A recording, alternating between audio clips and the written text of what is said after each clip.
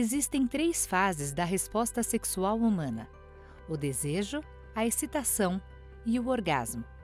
A resposta sexual humana é modulada não apenas pelos hormônios sexuais, o estrogênio e a testosterona, mas também por múltiplos outros neurotransmissores, alguns dos quais têm uma influência positiva e outros que são inibitórios.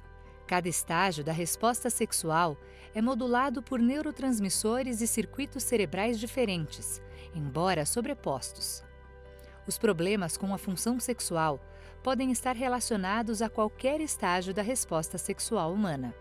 Portanto, os neurotransmissores e os circuitos cerebrais envolvidos diferem, dependendo se o indivíduo apresenta redução do desejo sexual, problemas com excitação ou anorgasmia. Da mesma forma, o tratamento apropriado pode ser específico para cada fase da resposta sexual humana afetada. O primeiro estágio da resposta sexual ou desejo sexual parece ser mediado pelo mesmo circuito cerebral que processa os estímulos de recompensa, incluindo alimentos e drogas de abuso. Esses circuitos e drogas de abuso, ação e prazer incluem vias frontoestriatais e projeções neuronais envolvendo a ínsula, a amígdala, o hipotálamo e o estriado ventral. Estudos de neuroimagem mostraram alteração da ativação dessas regiões em mulheres com transtorno de desejo sexual hipoativo, TDSH.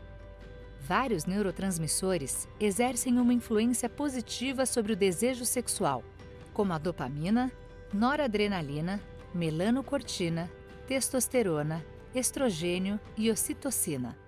Em contrapartida, o desejo sexual é negativamente modulado pela prolactina, serotonina, opioides e endocannabinoides.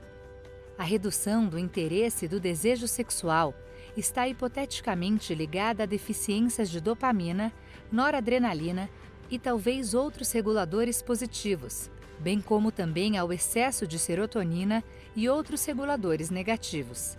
Isso pode ocorrer com o uso de certos medicamentos que aumentam a liberação de serotonina, como os inibidores seletivos de recaptação de serotonina, SRSS, ou medicamentos que bloqueiam a liberação de dopamina, como os antipsicóticos.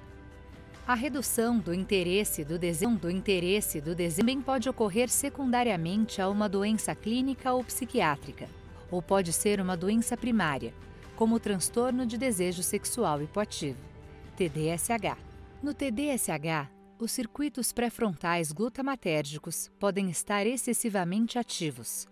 O TDSH pode, portanto, ser considerado uma má adaptação do cérebro a partir da sinalização excitatória excessiva desde o córtex pré-frontal até estruturas subcorticais relacionadas à recompensa que, por sua vez, leva a um processamento anormal de informações de situações recompensadoras em áreas límbicas e corticais. O primeiro medicamento aprovado para tratar o TDSH, o flibanserin, é um agonista completo dos receptores 5-HT1A e um antagonista dos receptores 5-HT2A. Através destes mecanismos, o flibanserin pode alterar a liberação. Essa alteração pode ocorrer porque a ligação da serotonina aos receptores 5-HT1A dos neurônios glutamatérgicos diminui a liberação de glutamato, enquanto a ligação da serotonina aos receptores 5-HT2A nos neurônios glutamatérgicos atua como um acelerador. Assim, o agonismo dos receptores atua como um inibidor da liberação do glutamato, enquanto o antagonismo dos receptores 5-HT2A previne os efeitos estimulantes da serotonina e, assim, potencializa a inibição da liberação de glutamato. E essa diminuição na liberação de glutamato teria efeitos importantes sobre a liberação de outros neurotransmissores nas regiões pré-frontais, incluindo serotonina, dopamina e noradrenalina. De fato, o que flibanserin demonstrou foi aumentar a liberação de dopamina e noradrenalina e reduzir a liberação de serotonina nas regiões pré-frontais. Esses achados são consistentes com os estudos de neuroimagem, que demonstram alterações nessas mesmas regiões cerebrais em pacientes com redução do interesse e do desejo sexual. O segundo estágio da resposta sexual envolve a excitação de tecidos periféricos, especificamente a ereção nos homens e a lubrificatural da genitália nas mulheres. As mensagens de excitação começam no cérebro, possivelmente no núcleo paraventricular do hipotálamo. Então, são retransmitidas para a medula espinhal através de fibras para a medula espinhal periféricas, posteriormente para os tecidos vasculares e finalmente para a genitália. Os principais neurotransmissores envolvidos nesse processo são a acetilcolina e o óxido nítrico. Especificamente, a acetilcolina está envolvida na inervação autonômica parasimpática da genitália, enquanto o óxido nítrico atua sobre os músculos lisos da genitália. Além do óxido nítrico e acetilcolina, outros neurotransmissores e hormônios afetam positivamente a excitação, tais como a noradrenalina, melanocortina, ocitocina, testosterona e estrogênio.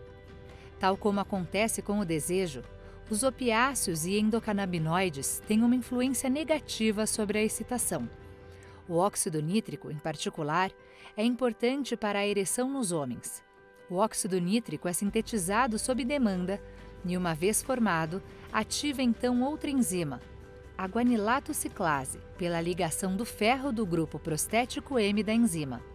Quando ativada, a guanilatociclase faz com que o mensageiro GMP cíclico relaxe os músculos lisos, além de ativar outras funções fisiológicas. No pênis, o relaxamento dos músculos lisos aumenta o fluxo sanguíneo e causa a ereção.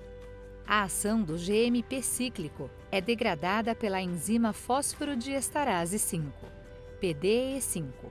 Os distúrbios da excitação tornaram-se bem conhecidos com a introdução do citrato de sildenafila e outros inibidores da PDE5, os quais aumentam os níveis de óxido nítrico, aumentando a excitação e a ereção nos homens.